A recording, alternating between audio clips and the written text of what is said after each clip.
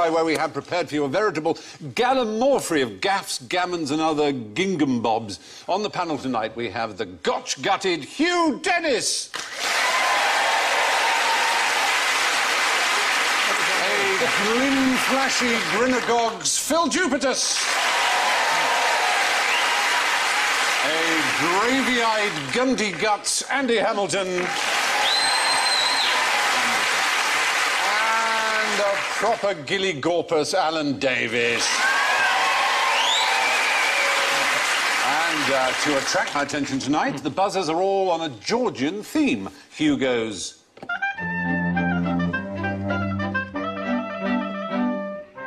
Oh, Andy goes...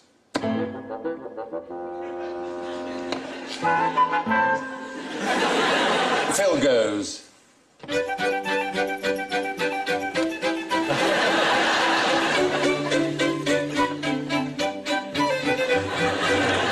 Wow. And Alan goes... When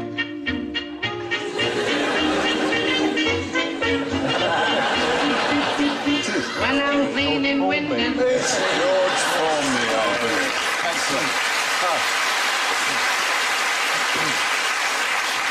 Well, you might have been able to tell when I introduced it, I've been spending a weekend with my 18th century book of Georgian slang, and I called you gravy-eyed. What do you think that means?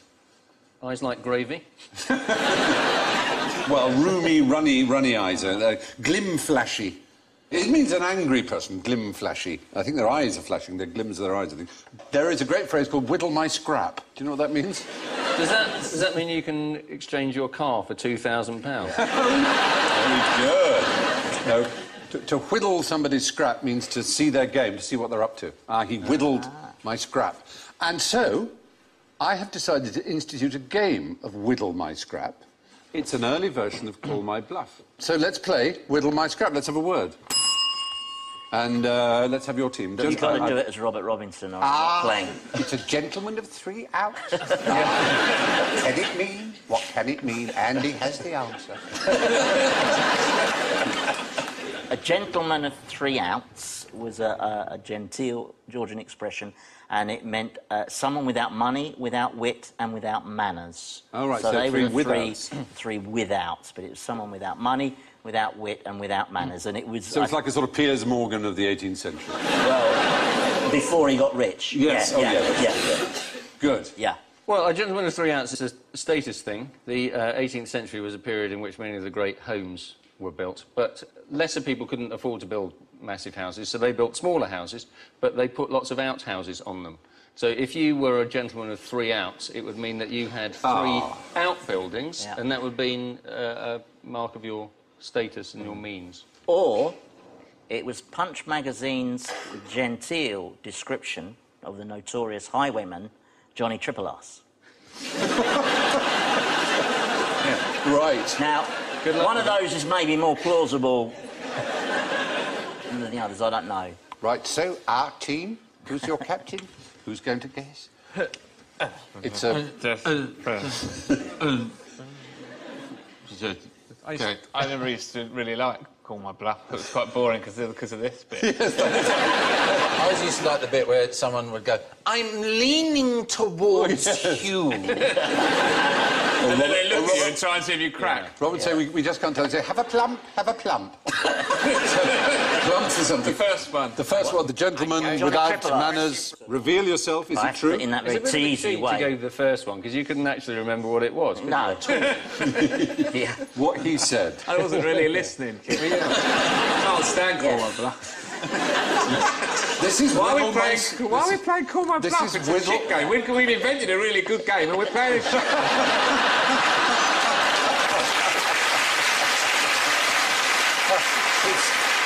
It's a way of allowing our Call My brilliance Bluff, to they're busy stand up. playing QI and they're having a right. Shall I do it the way sort of Yeah, Diana go Rigg on. would do it? Ooh. You're right! Oh, brilliant. Can only be points. Now, let's have the next word. And it's grog blossom. It's a phrase. Grog blossom. Would you like to explain what grog blossom means? It's actually the kind of mould that you get around the inside of a barrel of beer that you have to clean out before you can use it again. Right. film. I'd like to, if I may, do it in the style of the usual customary out-of-work actor they used to have on Call My Bluff, who would then really lean into his definition in an effort to beg for work. Imagine, if you will,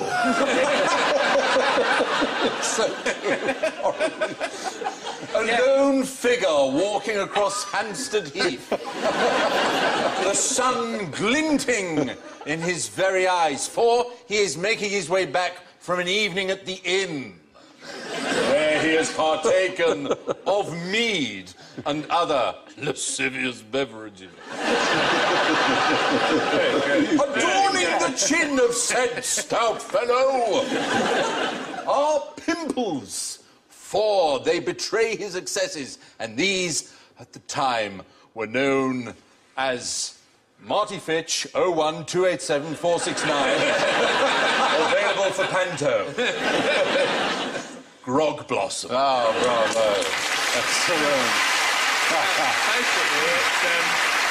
So it's some kind of spot caused by drunkenness, or it's the mould growing on the inside of a barrel of ale. Would you like to confer? Yeah. I don't think it's the stuff around the barrel. Do you? Yeah. The dull one. Yeah. We're going for the dull answer, Dull please, answer, Robert. Alan, true or bluff? It's a bluff! Oh, no. So the true And answer... so then I have to do it like they would. And of course, Yeah. the man walking across the column, it was he! Yeah, it is. That's enough gratuitous Georgian grossness. Let's look at a notable gaffe now. How did Captain Schlitz, number 2, sink his own U-boat? I'm assuming that the good captain was in the bath. This couldn't have happened in an actual... No, it was a real... What, you mean playing with a toy U-boat? And It was with a a number real 2. U-boat. Oh, I see. I read number 2 in that sense, is what you think. Yes. Not in the yes, number 1, carry He on, might number have 1. blocked the loo and caused some sort of terrible backup. Affected the ballast. Imagine how the lavatory on a submarine works. Sorry about it, a bit of a clue. Yeah, ruthless competitor. It's something to do with the flush on the Yes. toilet. How does that work, do you imagine, when you're underwater? It sucked it out, but it let water in, presumably, did it? Well, the point is that obviously the lavatorial arrangements of a boat that's submersible are very complex, because you can't just flush the water out in the way you can from an aeroplane or a train. And you had to have special training to operate the flush. Or you shoot a sailor out of the torpedo tube, tied to a rope, he relieves himself and you pull him back in. Well, it seems that what happened was Captain Schlitt, in his U-boat U-1206, this is April the 14th, 1945, so just before the end of the war. Oh, how annoying. Very annoying for him. And he has a poo. And he claims that the loo was faulty and didn't work properly. The he Klo, would say that, Klo, wouldn't as he? they would say, the Klo was gebrochen. It was not working. But there is a theory that, in fact, he'd just done a rather monster and unpleasant poo and was too embarrassed to ask the sailor who was responsible for the doing of the flushing to come in, because there was a bit of a... Yeah.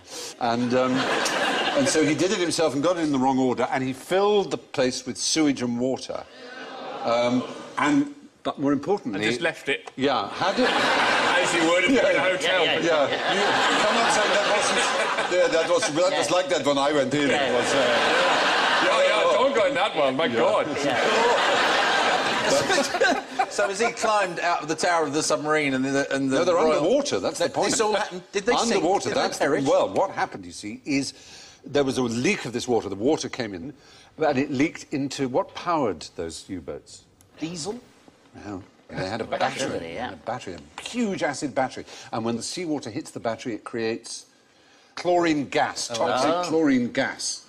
And so they had to rise up to the surface to vent, and they were spotted and blown out of the water. So just because he It's very unfair to shoot a man with his trousers round down. It is a bit, but it is the only known This case. doesn't count. Captain Komarov Schlitz sank his own U-boat using nothing more deadly than its own lavatory. Now, getting up, what gets you up in the morning?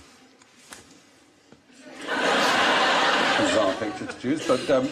I'm a writer. I mean, getting up in the morning isn't really part of my job.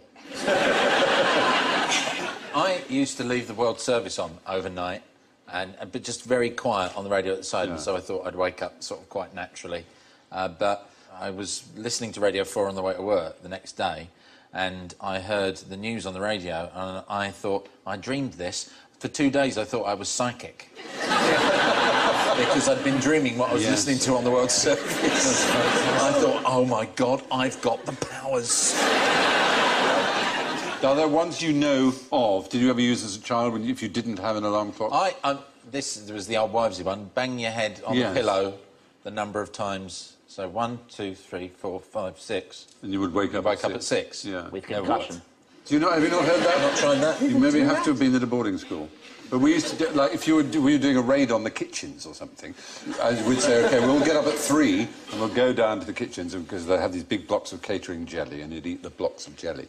Left out specially for the ones who are going to raid the kitchen. Yeah, probably. The kids have been raiding the kitchen again, better leave some jelly out. But we would go bang, bang, bang, like that, 3, and you'd wake up at 3. And it seemed to work. We were convinced it did work. Sleep researchers say that it doesn't. You just wake up a lot because you're not sleeping, and you look at your watch, and then you only remember the one that works. You've got a tremendous headache. The later you want to sleep. You say you don't get up early, but are you a night owl? Do you work later? No, I can get up early, but I have to. Yeah.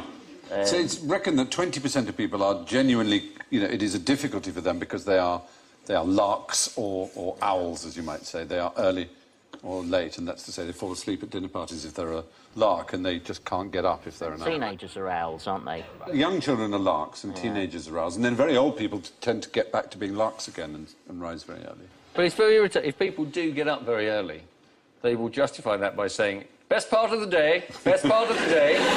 You think it's not, it's just part of the day. I see When another bit of the day. There are things that happen early in the morning that are different if you've stayed up for them than if you have woken up to them. Like it's 3 or 4 in the morning and you're having an all-nighter and you hear the bim and you feel guilty and you hate the fact the morning's come. If you wake up to it, you think, yes, it belongs to me. It's a big difference, isn't it? I used to live in a house in Herne Hill, and I had the room at the front, and there was one bin man who thought he could sing, and at 6 in the morning he would come and he would sing Don't Cry For Me, Argentina. But he could never get the last note. So you go, don't cry for me, Argentina. No! Well, it used to vary morning to morning. And I was that close to insanity, because he was, he was my lark, every Rex morning. Harrison did your bins. Yeah, 2 sisters called Argentina, didn't you know? You know what the American Indians supposedly did to make sure they got up early for a dawn raid? Because they didn't have alarm clocks. Leave the curtains open? No. Isn't it all Dogs? curtains? They would drink lots of water. So they needed a wee. So they would have to get up for a wee. MIT produced a clock which, when you press the snooze button, it runs off and hides. So then when it rings again, you have to get up to stop it. Yeah. And it's programmed each day to hide in a different place, to find a different... So it's never in the same... That's quite They clever. are working on really important projects. And there's another one which is an alarm clock in the shape of a dumbbell, and you can't shut it up unless you do 30 reps on the thing. So it's a way of getting fit and waking up at the same time. What a deeply demoralising... That clock thing is a deeply demoralising start to the day. You've been outwitted by a clock. That's the first thing that's happened in your day. The clock's giving you the runaround for half an hour. There's another one which every time you press the snooze button, right, it's got an online connection, you donate money to a political cause you hate. That's quite clever, isn't it? Good. We've got a clock, it's like a cuckoo clock, but it's a monkey. And he comes out and goes, on the hour. But only ever when I'm saying something important. Unbelievable. Every time I'll be saying, no, look, no, the thing is, what do you got to understand? And one day it's going to end up like the cuckoo clock in Steptoe and Son. It's like waiters in restaurants who do that only just as you reach the punchline of a joke, and so she said, who's having the lamb? Well, there you go. You see, there are, of course, many cunning ways of waking yourself up without an alarm clock. American Indians swore by a nice full bladder. Now, here are samples of handwriting from our panellists. I want you to match the handwriting to the panelista. and see what you can say about it. Give your reasons if you can. Obviously, don't say your own, because you'll know your own. Hello, my name is Phil Jupiter. I wonder who that could be. I think there's a clue in It's that rather one. good handwriting, whoever that is. That's quite sort of calligraphically learnt, isn't it? Dear points of view, I wish to complain about QAnon. What, can I ask why I'm wearing a beret? Yeah. My fault, that's the eyebrow I can't control. People always think that I'm being quizzical when they say something, and I can't. It's just It's up there. Is it on its way up or on its way down? I've no idea. So, any thoughts? And what about... I must not answer back to Mr. D is Phil. D is Phil, you think? Yeah, I think there's a strong chance it's Phil. I know that D is Andy because he writes on my scripts rude things when we're filming. Does he really have that fine handwriting? I think he has that is very handwriting. fine. Yes, that is me. Congratulations on fine handwriting. A graphologist would say of yours that it's because it's mostly joined up, logical, systematic thinker. Some words are more spaced than others, therefore open, honest, but deep in thought. Sociable because of the slightly forward slant to the right. Oh, right. So, OK, that's good. We've got we can eliminate D as being Andy Hamilton. I think C is Alan. Because it's the untidiest? No, I just think it's Alan. Don't know why. Is it you, Alan? Yeah. It is. Oh, that's really good. How did you know? Because you watched me doing it earlier. No, I just thought that looks like Alan wrote it. Which is the only way you can play this game. Yeah. Close lettering is unstable, apparently. Oh. There wasn't much room on the bit of paper. No. was there? Oh, I'll I forgive had to you. squeeze it in to get it in. Letters not mostly joined up sometimes does things without thinking. There's a big fat pen. You Yeah, I can't do that. You gave me a marker pen.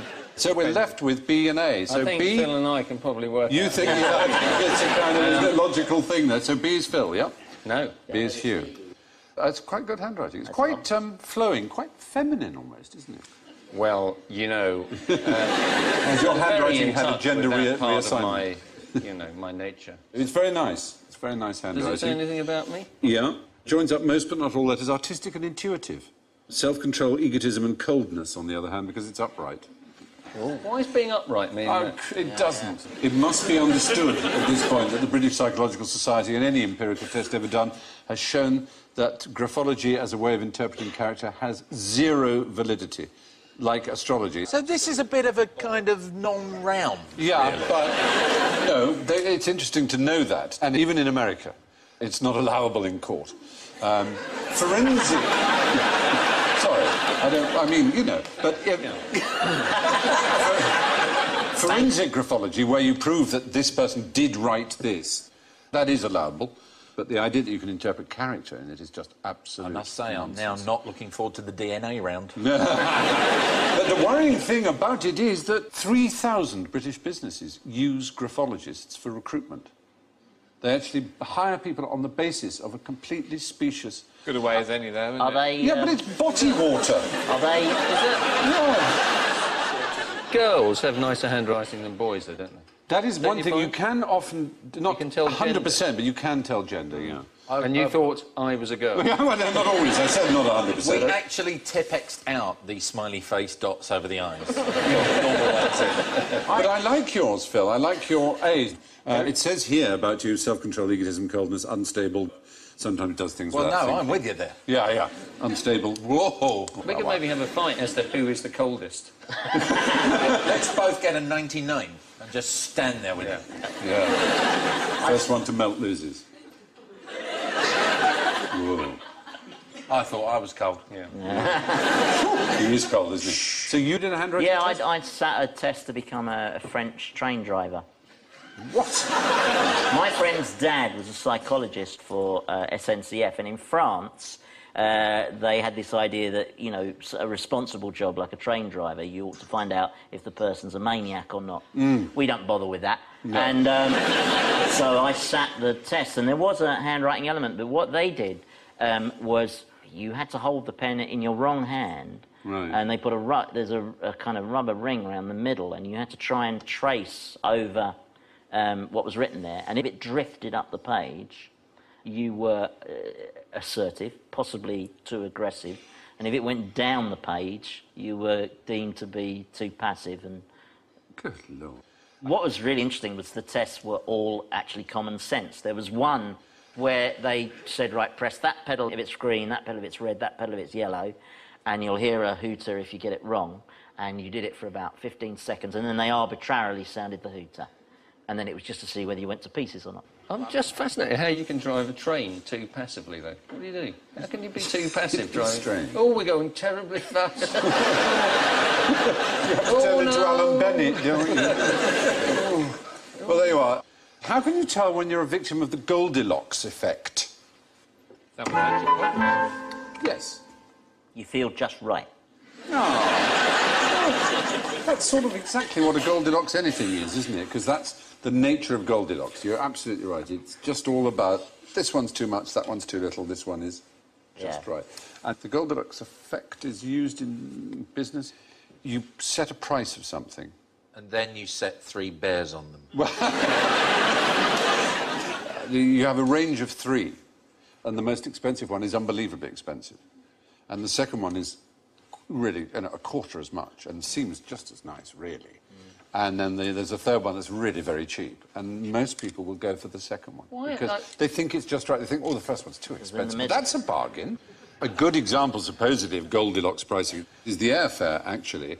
The basic economy price for a transatlantic airliner is about £500. And then there's business class for a mere £3,500. And then first class with a full-size bed and the ability to order food whenever you want and other things for £8,000.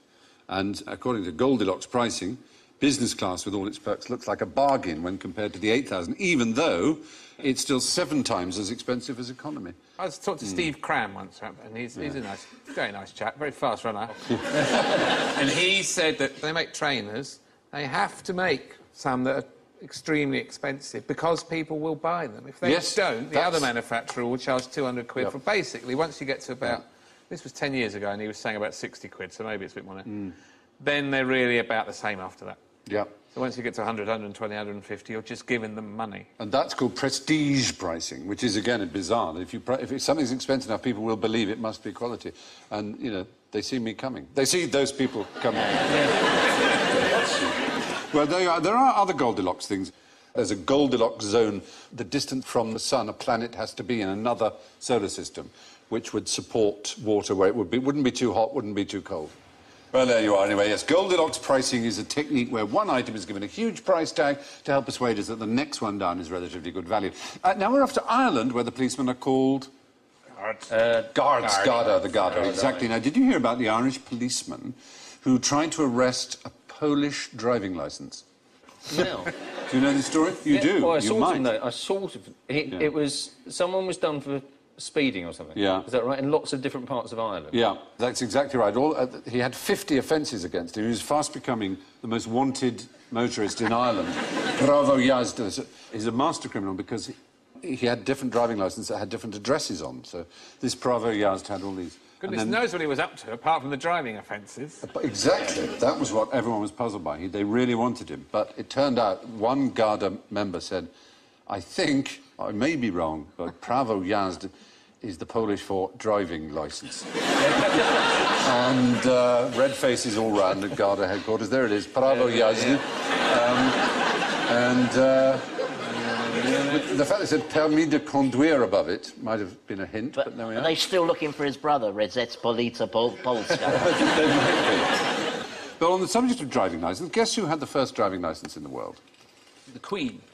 No, oddly enough, you couldn't be wronger, because the Queen has... No driving licence. She's the only person in Britain who doesn't have a driving licence, yet who drives. She...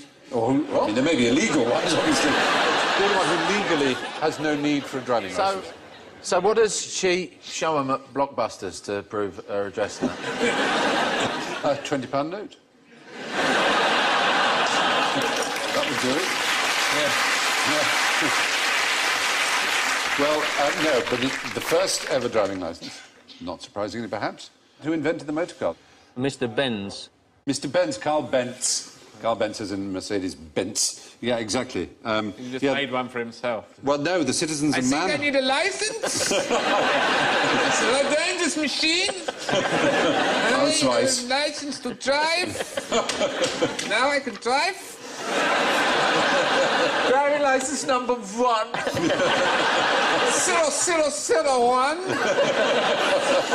I bet the first thing he did when he got on the road was stop the next bloke and go, "There's your license." Oh, dear. I will issue it as a license. It's 5 marks. 0002. Good day, too. Where's your license? I will issue it with a license. 5 marks. 0003. I don't know how he kept making the cars. Yeah, he's so busy. The authorising body was called the Dampfkessel-Überwachungsverein, which means the Steam Boiler Supervision Association, which granted the first licences, in the mandatory ones in Prussia. The SSA. Until the 14th of May, 2002, women in He was still Lithuania... doing it. 1 million. 5 euros. Where's your license?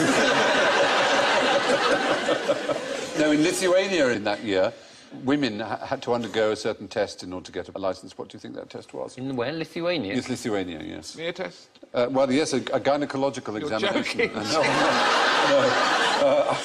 I don't know. There was one man who ran the entire office. He may It's rather bizarre. The Chinese have multiple choice driving test questions, 100 of them. One of them includes is, if you come across a road accident victim whose intestines are lying on the road, should you pick them up and push them back in? Is the answer yes or no? I should think you don't push them back in. You don't, you're right. You would not get your licence. I'm if not you a said doctor. Yes. Isn't there that weird thing in the Cultural Revolution in China whereby traffic lights, you know, here are green for go and red for stop. Yeah. But they thought during the Cultural Revolution that that was incorrect and that red should mean go. Because, you know, sort of culturally, communism and all the rest of it. Oh, right. But they failed to change all the traffic lights. So some traffic lights green was go and some red was go. And they just had thousands of accidents. And then they had to sort of change it back. Wow. Hence the probability of there being intestines lying on the road. Yeah. So it is a Probably sort where of it came from in the first place. It's a practical No, they're not question. actually green, though, are they? They're kind of blue. Yes, they can be, can't they? Because red and green is a very, very common colour blindness. So when they first did red and green, it was a disaster for some people. Just carried straight on. Yeah, and because they couldn't tell which light, whether it was the top or the bottom. No, they could. So the green. If I see a black and white film, I can tell which light's on, can't you? Yes, but not in the dark, Stephen. Sometimes you Yeah, you are that's a fair relying point. on the No, that colour. is- Let's face it. No, usually. you're right. I'm sorry. That's fair. Can we not argue because that is what the terrorists want? Yeah. You're right. Thank you, voice of sanity. But Let's then hope... I did hear a character in a film once say, "Don't look at the lights never hit anyone." So that's quite a good motto for driving. It is. This is what I will use. Not to look at the lights. The lights never hit anyone. Ausgezeichnet. So, now we're motoring along nicely here, so can you tell me what travels from Land's End to John O'Groats every year at about 1/3 of a mile per hour, but it slows down a bit on hills? Does it specifically go from there to there, or is it just a north-south? It actually goes from the south to the north, but it includes going from Land's Is End. there a sort of tectonic No, wave or it's something? not a tectonic Weird. wave. I don't know if they exist. I just made that up. No, no, it's something sort of slightly more abstract. It's a phenomenon, rather, which you were sort of getting to. Oh, is it? Dress sense.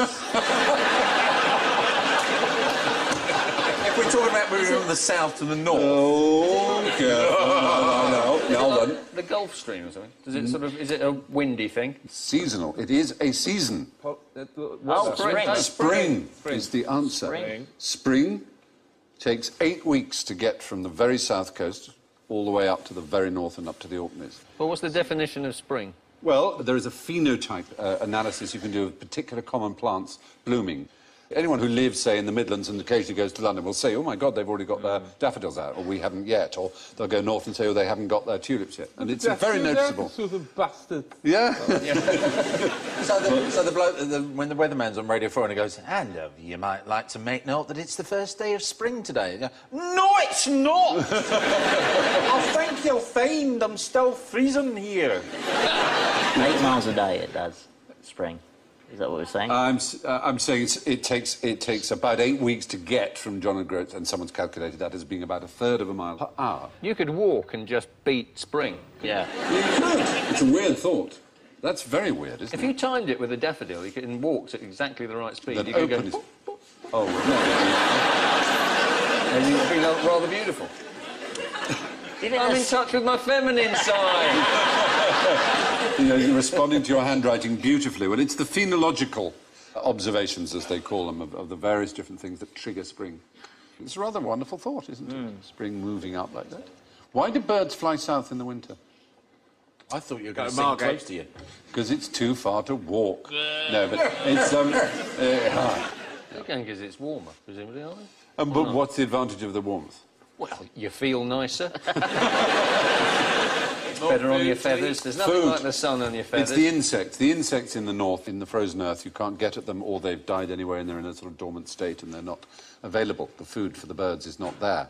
So it is food. Spring travels north through Britain at about 1/3 of a mile per hour, but arrives 2 days later for every 100 foot of elevation. As we're travelling at a snail's pace, never mind snail mail, what happened to the snail telegram or telegraph? That's not it, is it? No. Amazingly, a Frenchman called Benoit had a theory that when two snails, male and female, mated, right, forever afterwards, they had a telepathic power. There's some mating snails for you. And that no matter how far away they were, they could communicate thoughts to each other. So he raised money to develop this system where he had a sort of dish to which he glued, right, 24 snails, which he labelled A to Z, missing out, I think, Q and X, possibly. And then the mates of each one, he did the same to on another dish, and the other dish could go to New York. All you had to do was wibble the A, and the A in New York one would wibble because it had mated with the... And so you'd send your message by typing snails, and the person at the other end would watch the snails vibrate and read out the message. But, as I say, the amazing thing is he found someone to invest in this. Yeah. And that, gentlemen, is how we broke the Enigma code. Isn't it fantastic? It was called the Passylalinic sympathetic compass, using escargotic vibration. These snails are just disgusting. They are. Riding all over each other. Will they stop it? Get a room. Technically, they had got a room. They carry their own room around with them. on Yes, the that's sort of their thing. Is it wrong to be aroused now? Because I... Oh. Anyway, sadly, the Passylalinic sympathetic compass, or snail telegraph, simply didn't work. Whilst on the subject of gadgetry, however, what's the point of those machines? Now, that's an eternally filling glass in the middle, never emptying. Oh, perpetual motion. Oh, points to the man, absolutely. They're all perpetual motion machines, or at least attempts to design perpetual motion machine. Well, what is a perpetual motion machine? One that never stops. But, one yeah. that is in motion in perpetuity, Stephen. Yes. The answer is the question. No, Big but boy. there's more, slightly more to it than that. With a view to... There must be no input of energy. Oh, yes. No energy Yeah, in, but there you must- should be able to get energy out. You get with the energy motion, out yeah. because it's moving. And, of course, it transgresses what? What law? Law of thermodynamics. The first and second laws of thermodynamics. And there's a Simpson episode where Lisa builds a perpetual motion machine. Homer says, in this house we obey the laws of thermodynamics. Bizarre line. But no, the point is they can never work. Leonardo actually did drawings of attempted perpetual motion machines, but he realised being... No, he's just drawn a chocolate orange from the top. Oh, yes. How boring have you got to be if you draw a diagram of how you take a chocolate orange apart? Well, no, He invented a lot of things. I didn't know he invented that. And he did write in his notebook, O ye seekers after perpetual motion, how many vain chimeras have you pursued? Go and take your place with the alchemists. So he spotted quite early on that it was never going to work. Sadly, our universe is not made in such a way, because you'd only need one and you could power the world from it, in theory, couldn't you? You only need one and you could power the world from it. Sorry, Mr. Bond. Anyway, and that brings us now grumbling to the gizzards of general ignorance. So figure on buzzers, if you would. Take a child and give them a really sugary drink. What happens? I haven't got any kids, I've no idea.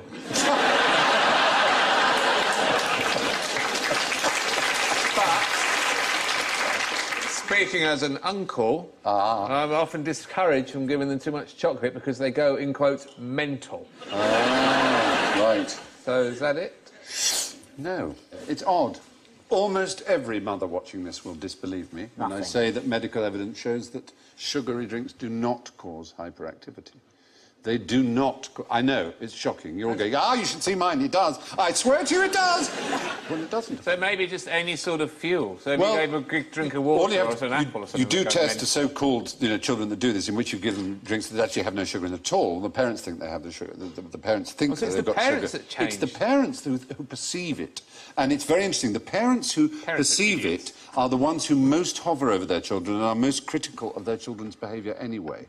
They're the ones who apparently notice it. Was this research funded by Coca-Cola? We trialled this question on the QI website, and none of the mothers believed us. They all said, I don't care what the scientists say, my child goes nuts. I don't believe it either, but then I'm very in touch with my feminine side. They do it quite quickly, kids, anyway. If you just keep giving them something to snack on, they'll go up again. At least this is how it works with my nephews. They run around a bit and they go, oh, then suddenly oh, God, they go home. And then you give them a sandwich and they go up again. It's usually quite hard work keeping a level, even keel through the day. I think that's generally true. We know you won't believe us, but sugary drinks don't make children hyperactive. That's general ignorance. That's why we call it general ignorance. However, what happens if you leave teeth in a glass of cola overnight? Well, they totally, completely dissolve and disappear. No, it turns out they don't. There was a famous occasion in 1950 when a doctor appeared before the House of Representatives Special Committee. He was called Clive Mackay of Cornell University. And to dramatise his testimony, he said that a tooth left in a glass of Coke would begin to dissolve after 2 days. Even if his claims were accurate, it is of absolutely no relevance whatsoever because it washes down your teeth quickly. You don't, soak your teeth in it. Does it clean your money, though? Is it the one that cleans your money? I believe it does. A lot of those HP sauce. HP sauce is really good for cleaning money. Great. It's actually vinegar. That's what does it. Is that it? Yeah. All that money I've been wasting on HP sauce. My mum used to say to me, because I used to drink a lot of Coke when I was in my early teens, and she'd say, you shouldn't drink Coke because it stains the inside of your stomach. That's going to put the girls off, isn't it? Yeah. How do you know that's not true? No, you don't, but you kind of think, well, if I ever see the inside of my stomach, it's probably going to be a bit late to worry about what colour it is. I can't wait, Andy. I mean, I don't like to talk about a friend's death, but at your post-mortem, look at this terrible stain. He's got cola-coloured tripe. Oh, my goodness. Well, they do cause tooth decay, but not as much as we discovered in a previous QI as... Jam? No. Crisps, potato crisps. Salted Crisps. Far more tooth decay caused by them. No. Yes. Because they stay on your teeth? Because they stay there and they just hang around, We'll do one you might actually believe. Name an ape that walks just on 2 feet and isn't human. Because we obviously walk on 2 feet rather than on our hands. Only on 2 feet? Yeah, that's it doesn't... No. If I start saying apes, then it's going to go on. They use the back of their hands like this. But is it a monkey with a tail? I seem to remember seeing... There's a very keen little monkey that's got a tail. with a tail? Wait, it's got a tail that sort of counterbalances I need more him. from you there, Phil. Baboon, gibbon, chimp. Oh, you've said it. Baboon, gibbon or chimp. Yes. Gibbon is the right answer. The Funky gibbon in particular. The funky gibbon especially. Yeah. Here are some gibbon. Look at it go! Look at it go! It looks so shifty, like it's all just near something. It looked like in his head he had the Mission Impossible music. Didn't it? I can do this. No, they are as well. That's rather good, isn't it? That's Russell Brand.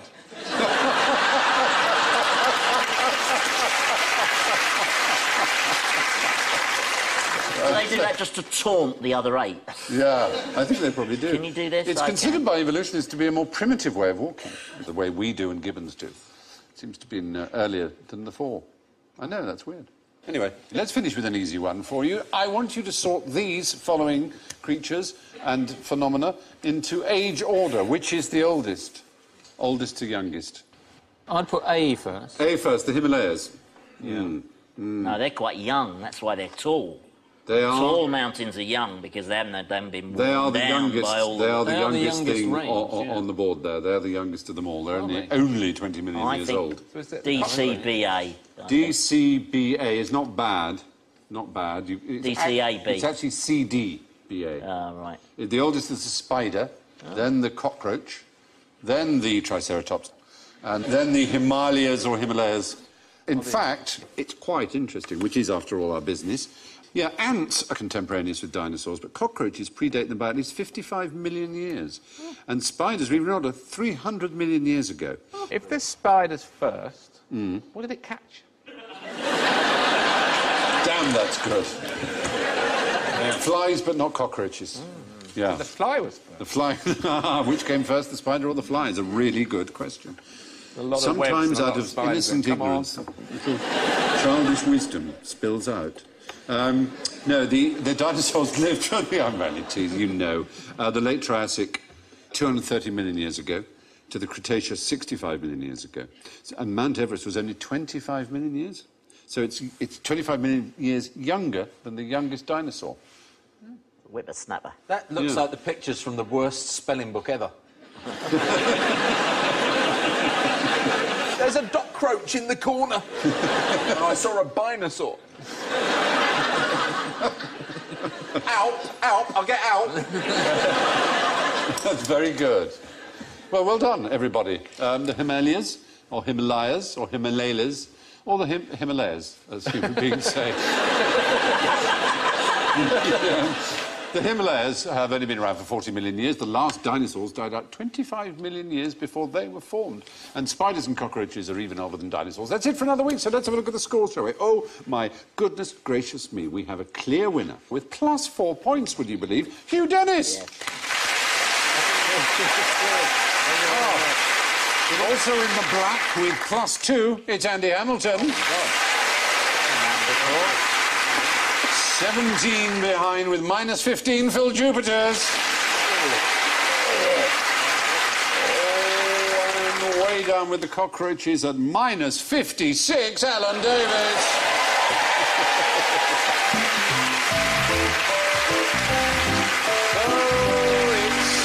It's farewell from Hugh, Andy, Phil, Alan and myself. I'll leave you the story of a couple who went to the Natural History Museum and they saw the big dinosaur skeleton there and they asked the attendant how old it was and he said it's 65 million, 14 years and 3 months old. And they said, well, that's amazing. Is that like carbon dating? How can you tell so precisely how old it is? He said, no. He said, when I first came here, they told me it was 65 million years old. And I've been here 14 years and 3 months. Thank you. Good night.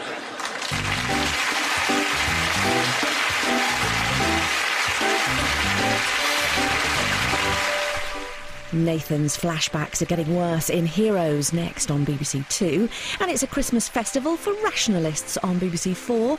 In Nerdstock, Richard Dawkins, Mark Steele and Shapi Kasandi.